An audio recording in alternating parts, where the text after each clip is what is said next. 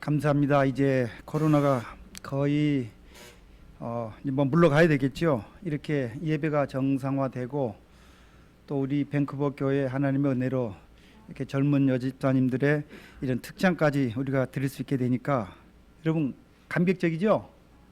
얼마나 감사한 일인지 모르겠습니다.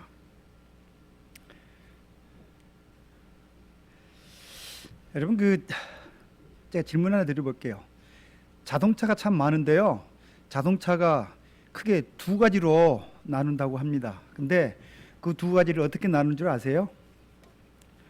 뚜껑이 있는 차와 뚜껑이 없는 차로 나눈대요. 그래서 제가 아는 어느 의사분이 열심히 환자들 진료하고 퇴근할 때 뚜껑 달린 차 뚜껑 열고 운전해서 집에 가는 그 낙으로 뭐 이렇게 그 차를 탄다는 얘기를 하더라고요. 그냥 하는 얘기고요. 이 세상에는 이 두 부류의 이 사람들이 존재하는 것 같아요. 하나는 우리의 인생이 죽지 않고 영원히 살 것처럼 여기면서 사는 사람이 있고, 또 한 부류는 그럼에도 불구하고 언젠가는 우리가 죽을 것을 알고 죽음 너머의 것을 생각하며 사는 그런 사람들이 있다는 것입니다. 여러분들은 어느 부류에 속하십니까? 다 같이 고린도전서 15장 31절 오늘 우리의 주제 말씀입니다. 형제들아, 내가 그리스도 예수 우리 주 안에서 가진 바 너희에게 대한 나의 자랑을 두고 단언하노니 나는 날마다 죽노라. 이 본문 말씀에 의하면 사도 바울은 어떻게든지 좀 살아보려고 발버둥을 치는 그런 보통의 사람들과는 정반대로 그는 뭐라고 얘기를 하는 거예요? 그는 날마다 죽는다라고 그렇게 고백을 합니다. 그런데 여기에 보니까 단언하노니 이런 이 표현이 있습니다. 근데 이 단언컨대라는 이 말은 주로 어떨 때 사용을 합니까? 너무도 분명하고 확실할 때, 그리고 또 자기가 하고자 하는 말을 강조하고자 할 때 이 말을 씁니다. 그래서 사도 바울은 나는 날마다 죽노라라는 이 말을 아주 강조하고 또 확신하면서 실제로 자신은 그렇게 날마다 죽는다라는 그런 말입니다. 잘 보시면요, 나는 날마다 죽을 것이다가 아니에요. 나는 예전에 날마다 죽었었다가 아닙니다.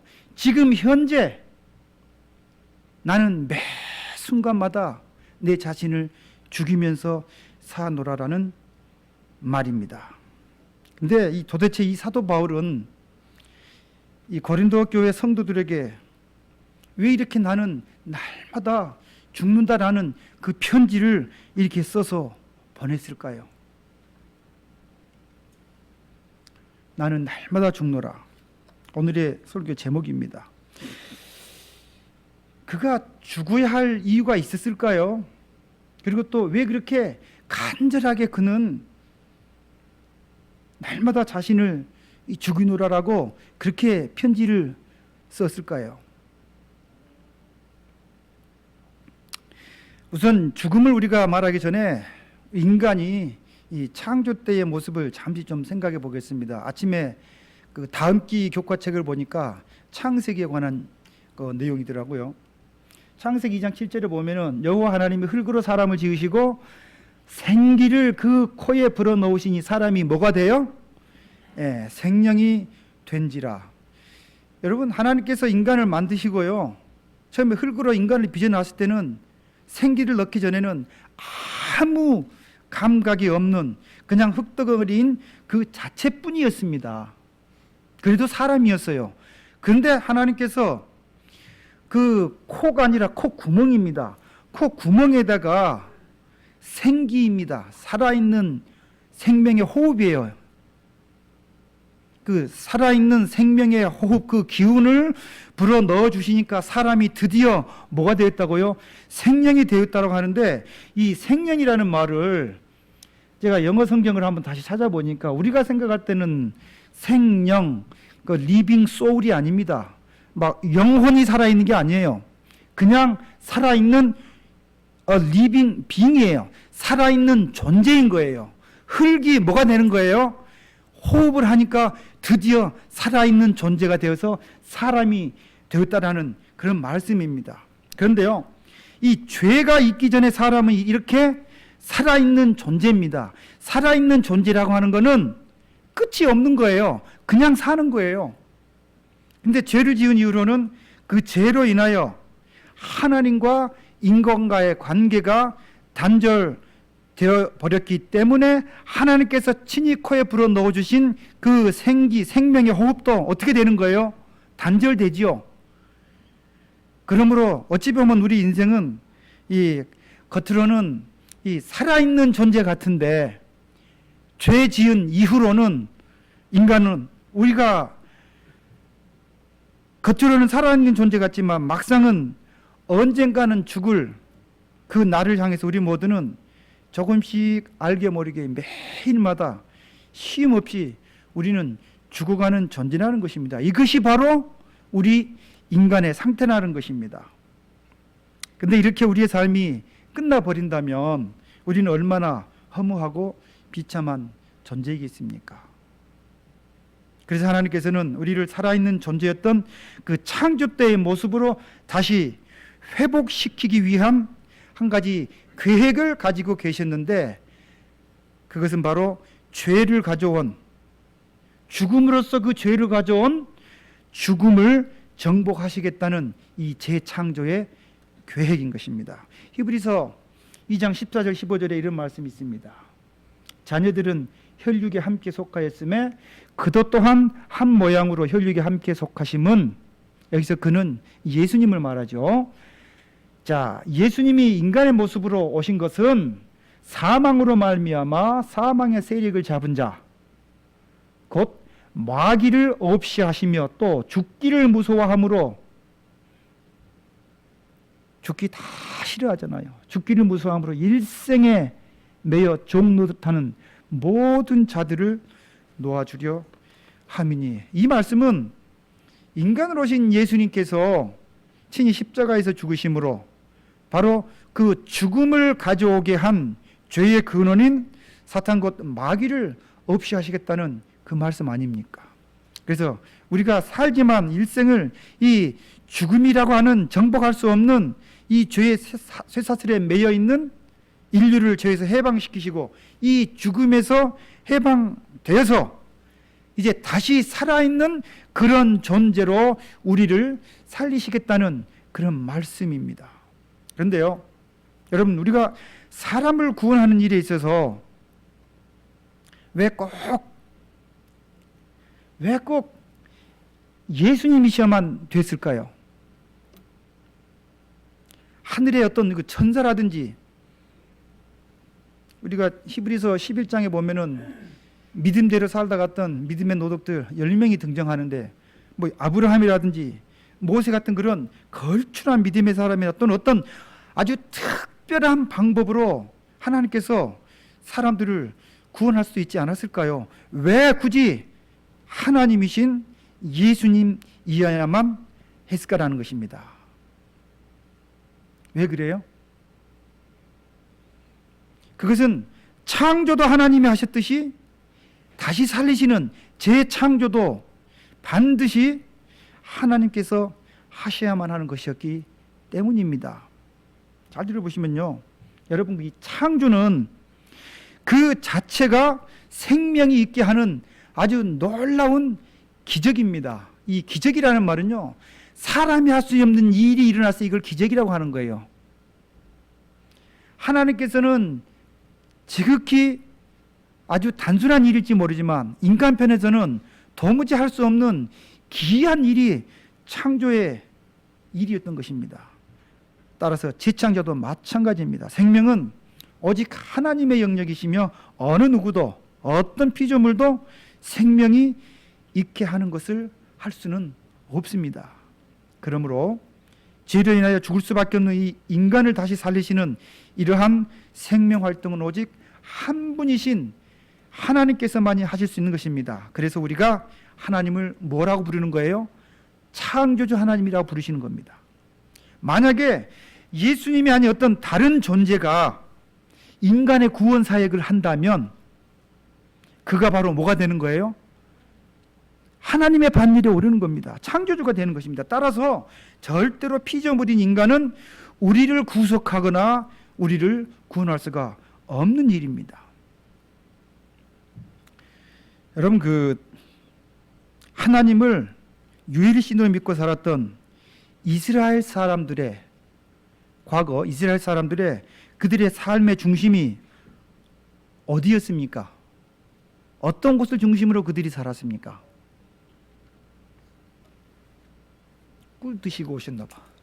성소죠, 그죠? 성소 중심, 성전 중심이었습니다.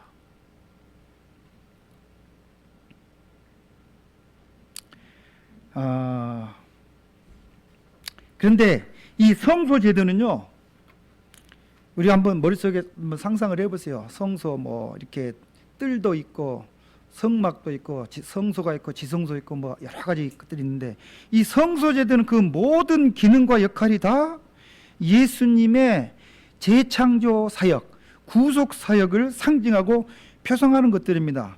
그럼 제가 질문 하나 드려볼게요. 성소 봉사에서 여러분은 가장 좀 핵심되는 것이 있다라고 하면은 어떤 것이라고 말씀을 하시겠습니까? 성소에서의 가장 핵심적인 것이 뭘까? 제가 오늘 말씀드리려 하는 내용의 주제입니다. 성소의 핵심은 뭘까요? 속죄. 제가 생각할 때 성소제도의 핵심은 죽음입니다. 죽음. 성소에서는 무엇인가가 반드시 죽어야만 하는 그런 장소였습니다. 맞습니까? 죽어야 할 죄 지은 사람을 대신해서 죄 없고 흠 없는 그런 동물이 반드시 희생되어야만 하는 장소가 성소였습니다. 따라서 성소는 죽으러 가는 곳입니다. 동물이 죽어야만 그 동물을 가지고 갔던 그 죄인이 죄 용서를 받을 수 있는 곳이었습니다. 그리고 유월절 어린 양으로 오신 예수님께서 십자가에서 친히 죽으심으로 드디어 우리에게 다시 살 수 있는 생명의 길이 생긴 것입니다. 반드시 죽음이 먼저 있어야만 살 수 있는 것입니다. 그래서 요한복음 14장 6절에 이런 말씀이 있습니다. 예수께서 가라사대 내가 곧 살 수 있는 길이요 진리요, 예수님이 뭐라고요? 생명 그 자체이시니 나로 말미암지 않고는 아버지께로 올 자, 다시 하나님께서 창조하셨던 그때로 회복될 자가 있다 없다? 없다라는 말씀입니다. 그래서 요한복음 11장 25절에 예수께서 가라사대 나는 부활이요 생명이니 나를 믿는 자는 죽어도 뭐하고요? 살겠다라고 이렇게 말씀하셨습니다. 예수님은 죽음을 이기시고 부활하신 생명의 근원 되시는 그런 분이십니다. 그래서 우리가 예수를 믿는 믿음 안에서 사는 사람은 비록 죽을지라도 다시 살아날 수 있는 소망의 생애를 사는 것입니다.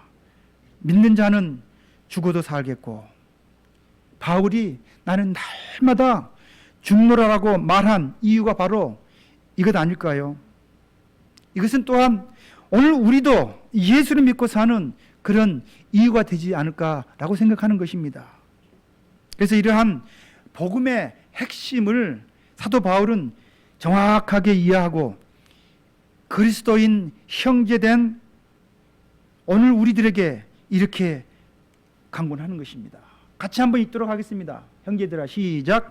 형제들아, 내가 그리스도 예수 우리 주 안에서 가진 바 너희에게 대한 나의 자랑을 두고 단언하노니 나는 날마다 죽노라.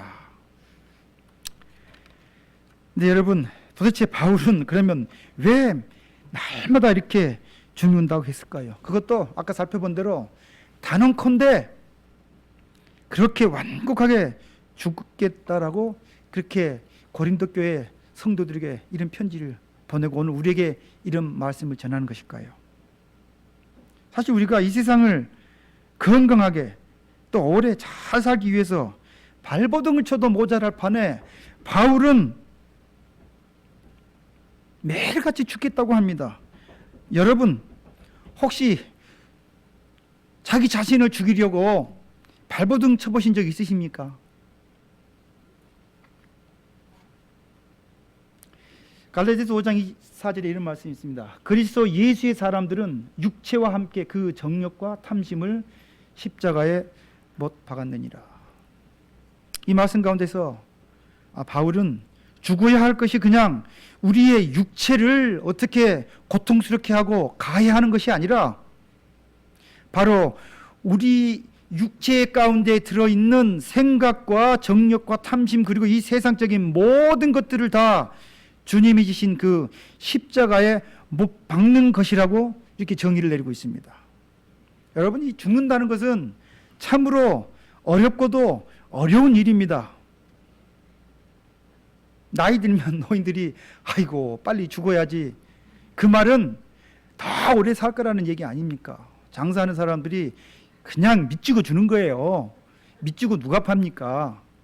미치고 주는 사람 한 명도 없죠. 그러니까 나이 들어서 죽겠다는 얘기는 그만큼 생명에 대한 욕구가 강하다는 반증입니다. 사는 것보다 더 힘든 것이 바로 죽는 일일 것입니다.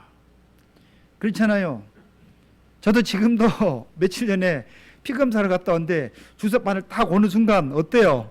막 고개 돌리면서 제발 안 아프게 살짝 들어왔으면 들어주고 막 이랬잖아요. 내 몸에 주사바늘 하나만 들어오려고 해도 무서워하는 것이 사람입니다. 그런데도 바울은 무시무시한 말을 합니다. 우리가 매일 죽어야 한다고 말합니다. 이것은 죽는 일이 정말 중요하기 때문에 그런 겁니다.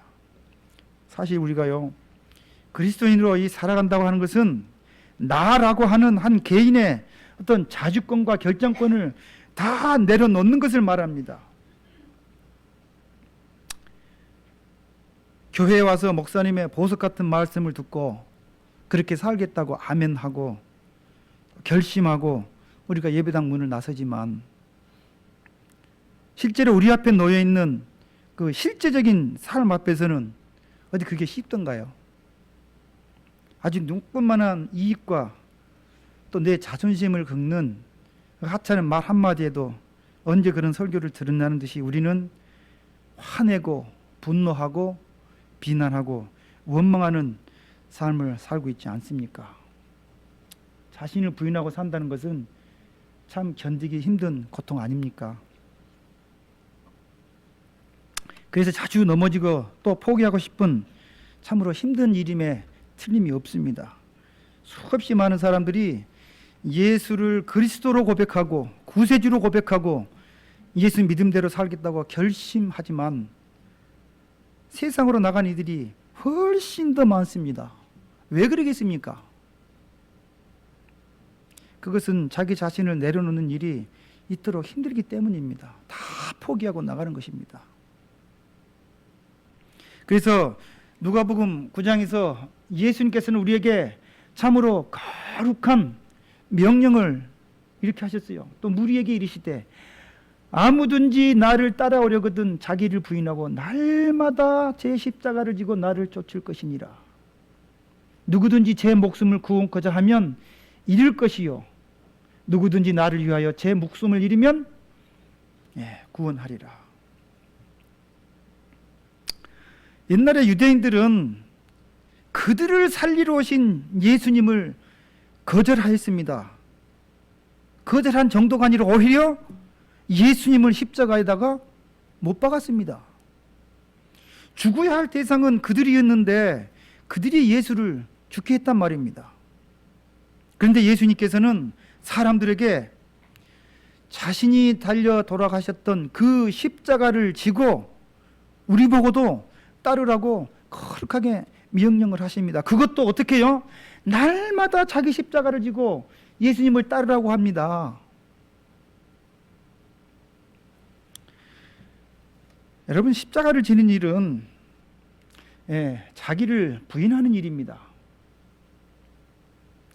그래서 바울도 나는 날마다 죽노라라고 그런 진실된 믿음의 그런 순종으로 고백하고 간증하는 것입니다. 우리는, 저도 침례받고 믿음 안에 들어온 지가 저도 40년이 넘었습니다. 우리는 신앙의 연륜이 깊어질수록 자신을 죽이는 경험을 더 많이 하며 살아야 되지 않습니까? 하지만 믿음 생활이 오래되고 또 신앙적인 모범의 기대치가 커지면 커질수록 어찌된 일인지 우리는 안타깝게도 우리 안에서 예수님의 모습은 보이지 않고 저라고 하는 이 사람 그 모습만 더 크게 나타내 보일 때가 참 많습니다. 기도할 때에는 지금 당장이라도 불가능을 가능케 할 만한 그런 엄청난 믿음의 기도를 하면서도 그 기도의 눈을 뜨자마자 어떤 자극만 받으면 아주 연약한 인간의 모습으로 돌아오는 것을 우리 모두는 경험하면서 살고 있지 않습니까? 그래서 여러분, 우리가 예수와 함께 산다고 고백하면서도 내 안에 살아있는 이 죄된 본성들을 하나도 죽이지 않고 입술로만 사는 믿음으로 살고 있으니까 우리가 그런 것 아닐까요? 이것이 우리가 예수를 십자가에 2번 죽이는 그런 행위라는 생각이 듭니다. 십자가에서 죽어야 할 대상은 바로 우리 자신인데 이제 더 이상 우리가 예수님을 십자가에 못 박는 그런 생애를 살면 결코 되지 않을 것입니다. 솔직하게 말하면 그럼에도 불구하고 우리들은 참으로 아주 이기적이게도 이 세상을, 이 믿음 생활을 자기 자신의 기준으로만 보고 모든 것을 판단하고 또 자기 생각이 대부분 옳다고 여기면서 그런 자신을 가장 소중한 존재로 여깁니다.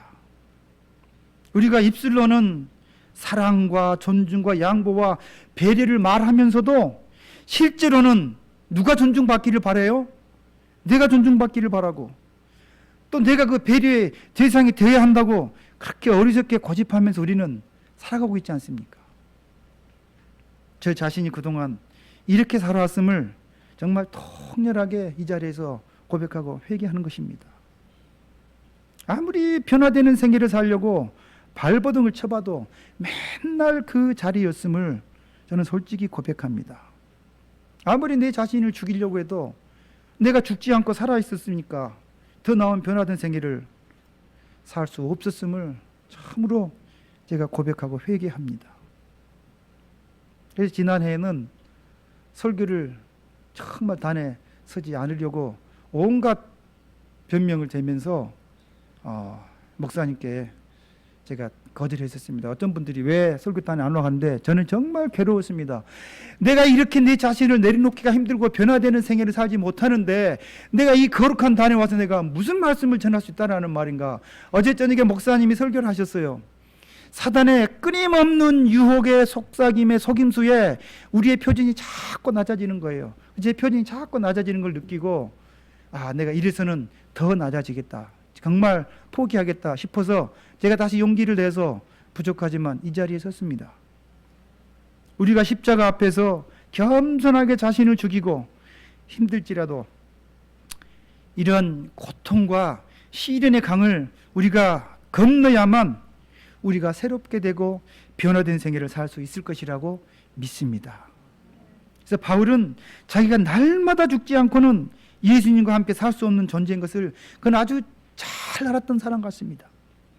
제가 그동안 이번 기 히브리서를 공부하면서 한 가지 깊이 회개한 것이 있는데 그것은 바로 죽어야 할 내 자신을 죽이지 못하고 오히려 더 살려고 몸부림을 쳤으니 이러한 10년 가운데 우리 주님이 결코 들어올 수 없었음을 제가 절실히 깨달은 것입니다. 집사람을 향해서 네가 좀 변화돼봐. 가게 오는 사람들에게 나는 친절하게 해주는데 너도 좀 친절하게 해봐. 제가 친절하게 할 수가 없죠. 나는 변화되지 않으면서 자꾸 상대방이 변화되어 주기를 기대하고 바라고만 살아왔다는 말입니다. 어느 장로님이 나에게 더 좀 잘해주시지, 어느 집사님이 나에게 좀 더 잘해주시지, 교우님들이 좀 더 잘하시지, 저는 더 못하면서 그렇게 살아왔다는 것입니다. 그래서 제가 오늘 왜 이 설교를 준비했냐면은 히브리서를 이렇게 공부하면서 제가 그냥 머릿속에 팍 하나 오는 게 있었습니다. 아까 말씀드렸듯이 우리가 대제사장 얘기도 하고 성소봉사 쭉 얘기를 하면서 히브리서에 아브라함이요 자기 자신을 죽인 사람이에요. 갈 바를 알지 못하고 간 사람, 자기 자신을 죽인 사람입니다. 그런 생애를 살았기 때문에 노아요 모든 사람들이 바보 같다고 할 때 자기 자신을 죽이고 바보같이 방주 안에 들어간 겁니다. 그래서 제가 이 성소, 구약의 성소가 가리키는 큰 교훈이 무엇일까 제가 깨달은 게 결국은 죽었구나, 죽어야 사는구나, 그걸 제가 깨달은 것입니다. 비록 늦었지만 이제야 이 사도 바울이 그가 그토록 단언하면서 나는 날마다 죽노라라고 한 그 고백을 저도 이제 어렴풋이 좀 깨달을 수 있는 것 같습니다.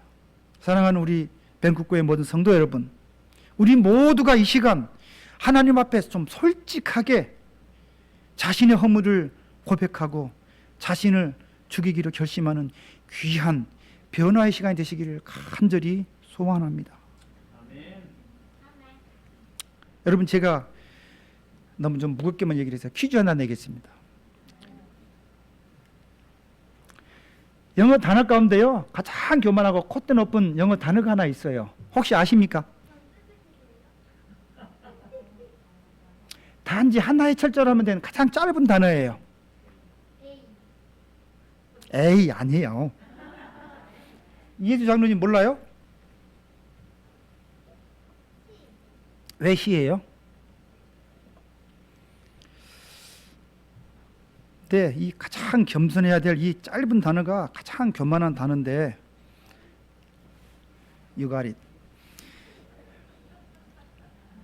이 I라는 단어는요, 모든 문장 가운데 들어가면 다른 단어들은 다 소문자가 돼요. 문장이 맨 처음에 시작할 때는 대문자로 시작했다가 하여튼 첫 자리만 지나가면 전부 다 소문자가 돼요. 고유명사를 빼놓고.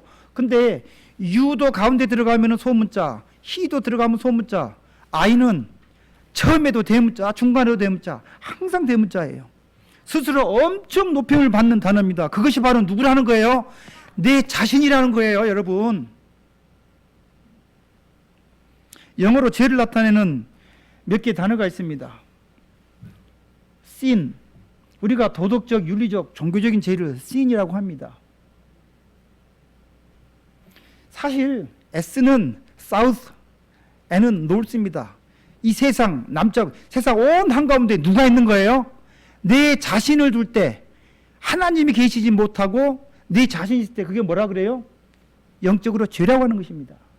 crime, 실정법을 어긴 범죄, crime입니다.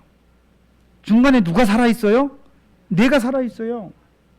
여러분, 프라이드는 굉장히 좋은 단어예요. 그죠? 자랑입니다. 근데 이 자랑이 지나치면요, 자긍심이 돼요. 그 자긍심이 이제 좀 크면 뭐가 되는 거예요? 아주 천상천하 유아 독존이 돼요. 이게 뭐예요? 교만이 되는 거예요. 하늘에서 죄가 들어온 이유가 바로 뭐예요? 천사장이 자기가 높아져갖고 누구 반열에 올라가는 거예요? 하나님 반열에 올라가려고 하는 거예요. 너무 자기 스스로를 엄청나게 가치를 부여하니까. 이 단어들 가운데 자기 자신이 자리를 잡고 있습니다. 그런데요,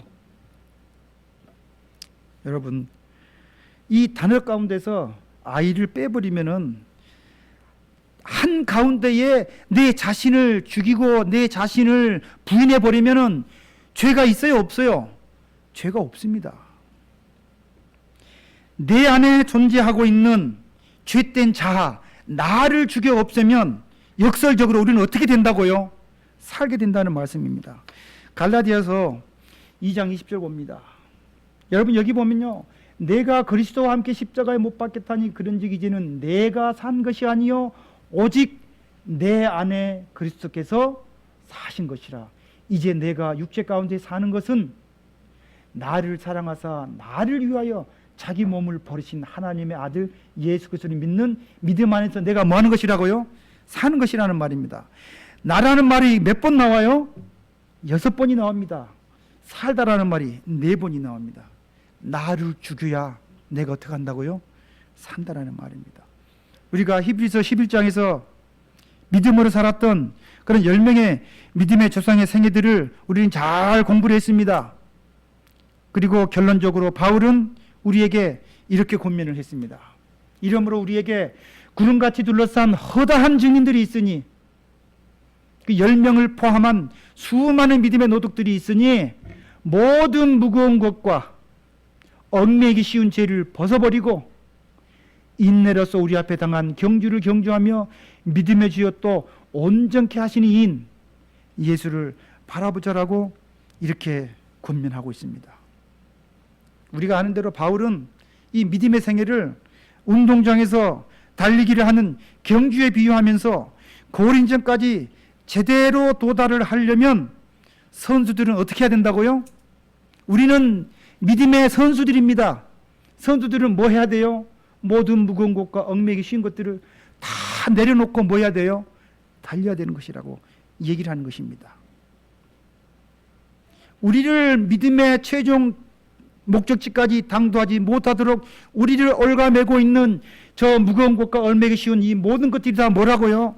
죄라고 하는 것입니다. 우리가 내려놓지 못하고 마음속에 가득히 쌓아두고 있는 이 모든 것들이 다 예수님이 들어와 자리 잡을 수 없게 하는 죄라는 것입니다.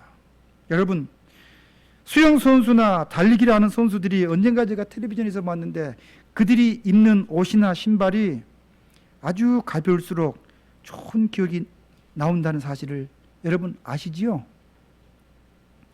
아주 극소량의 무기를 할지라도 할 수 있는 대로 최대한 줄이는 것이 가장 좋은 기록을 낼 수 있다고 합니다.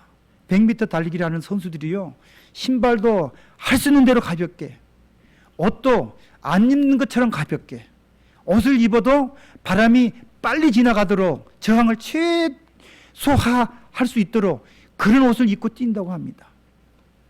하물며 선수들이 무거운 짐을 지고 달리면 제대로 달릴 수도 없거니와 매우 어리석은 일이지 않습니까?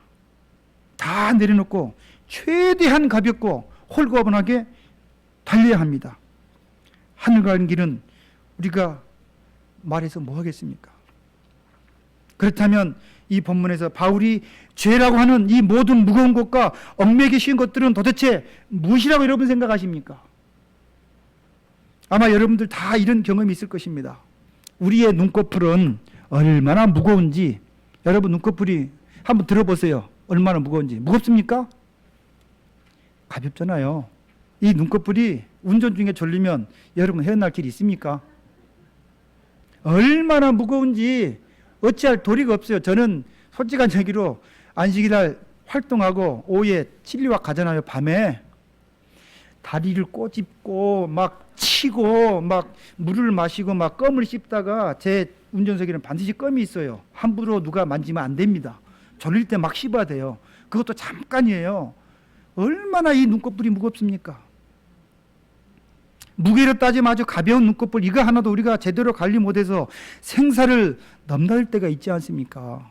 졸다가 죽잖아요. 싸고 나서 남을 죽이기도 하고. 그런데 우리의 신체 가운데에서 가장 무겁고 관리하기 힘든 것은 어디라고 생각하십니까? 모든 무거운 것, 그것은 우리의 마음일 것입니다. 왜 그래요? 아무도 볼 수 없고 오직 자신만이 알 수 있는 자신의 마음속 깊숙한 곳에 바울이 말한 그 무겁고 얽매기 쉬운 교만함과 이기심과 이 세상의 버려야 할 탐심들이 가득할 터이니 가끔은 우리가 울면서 회개하고 깨닫고 버리겠다고 하면서도 하나를 버리면 또 차고 또 돌아서면 다시 또 채워지지 않습니까? 그러니 버려도 또 채워지는 이 엄청난 교만함과 이기심과 탐심들의 무게를 우리가 어찌하면 좋겠습니까? 그러니 우리는 매일같이 힘들다 이거를 입에 달고 살지 않습니까? 존경하고 또 우리 사랑하는 모든 성도 여러분, 지금까지 우리의 믿음의 생에서 내려놓기 가장 힘들고 무거운 것이 무엇이었습니까? 좋은 집입니까? 더 많은 물질적인 부요함입니까? 남들이 인정해 주기를 바라는 어떤 명예입니까? 아니면 끝없는 성취욕입니까? 무엇입니까? 지금 여러분들이 마음속으로 생각나는 그것을 한번 잘 생각해 보시기 바랍니다. 이제는 이런 모든 것들을 다 내려놓고 참된 자유함을 얻게 되시기를 참으로 바랍니다. 그것이 무엇이든지 간에 하늘간 이 경주에서 지민내는 모든 것들을 이제는 다 좀 내려놓고 좀 가볍고 홀가분하게 뛰게 되시기를 진심으로 바랍니다. 그래서 우리 주님께서는 무거운 짐진 자들아 다 누구에게 오라고요? 예수님께 오라고 하지 않았습니까? 우리를 통해서 성령께서 일하시도록 자신을 날마다 비우고 사는 우리 모두가 됐으면 좋겠습니다. 여러분, 구약의 성소에서요 양이 실제로 죽는 곳이었습니다. 맞습니까? 그냥 우리가 어렴풋이 이론적으로 하는 게 아니에요. 양은 성소에 가서 정말로 죽었습니다. 예수님께서도 유월절 어린 양으로 오셔서 십자가에서 실제로 죽으셨습니까? 정말 죽으셨습니다. 이제는 우리도 우리의 자아가 어떻게 될 차례예요? 실제로 죽어야 될 차례가 됐다는 것입니다. 고린도전서 3장 16절과 17절을 봅니다. 너희가 하나님의 성전인 것과 우리가 뭐라고요? 하나님의 성소입니다. 하나님의 성전인 것과 하나님의 성령이 어디에 있어요? 너희 안에 거하시는 것을 알지 못하느냐. 누구든지 하나님의 성전을 더럽히면 어떤 게 더럽히는 걸까요? 가득 차 있는 것들을 버리지 않을 때 더러워지는 것입니다. 그러면 하나님이 그 사람을 멸하시리라. 하나님의 성전은 뭐하니? 거룩하니 너희도 그러하니라. 우리 몸은 거룩한 주의 성전이라고 말씀하셨습니다. 우리를 거룩한 몸된 성전이라고 하셨습니다. 하나님이 거룩하신 분이시고 하나님의 성전이 거룩하듯이 이제 우리의 생각과 마음도 거룩하게 되어야 합니다. 우리 안에서 자라나는 이 죄악된 모든 것들을 매 순간마다 다 죽이는 거룩한 삶이 되기를 바랍니다. 그래서 결국 바울 자신도 날마다 죽는 경험을 하면서 살았기 때문에 그리스도로 인하여 당하는 모진 핍박과 온갖 시련을 당하면서도 그는 기꺼이 뭐 할 수 있었어요? 순교할 수 있었던 겁니다. 매일 그런 연습을 했기 때문에요. 비록 우리는 순교까지는 아닐지라도 바울처럼 매일 우리 자신을 죽여서 그리스도 앞에 좀 더 가까이 나아가는 그런 성도들이 되시기를 바랍니다. 저는 마지막으로 이제 우리가 믿음의 생애를 살아가면서 날마다 죽는다는 것은 뭐라고요? 승리자의 노래입니다. 매일 그리스도를 닮아가면서 자신을 죽이고 그 자리에 그리스도의 거룩한 품성이 가득 차도록, 그래서 내 자신도 살고 이런 변화된 모습을 통해서 이웃도 살리는 승리하는 우리 모든 교우님들이 되시기를 간절히 바라면서 부족한 제 말씀을 마칩니다. 네.